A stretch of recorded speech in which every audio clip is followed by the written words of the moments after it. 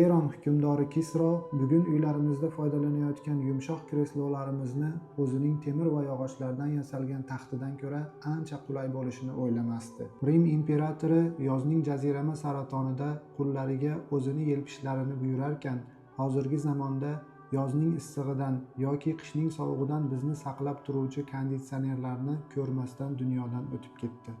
Sovuq suvni shishali idishlarda ichib, atrofidagilarni o'ziga jalb qilmoqchi bo'lgan Vizantiya imperatori Heraklius kullerdan 1-2 soniyada muzdek suvlarni oqishini tasavvuriga ham keltirmagan. Idishlarda issiq va sovuq suvlarni aralashtirib, xizmatchilariga hammomni tayyorlashni buyurgan sulton Mansur bugun faqat birgina tugma orqali suvni me'yoriga keltirilishini xayoliga ham keltirmasdi. Bir zamonlar haj qilish uchun tuyalar bilan oylab qilingan safarlar hozir hamma qulayliklarga ega zamonaviy transportlar orqali 3-4 soatda amalga oshirilmoqda. Haqiqat shuki, o'tmishda o'tgan qirol va imperatorlarning hatto xayoliga ham keltira olmagan ne'matlar ichida yashayapmiz.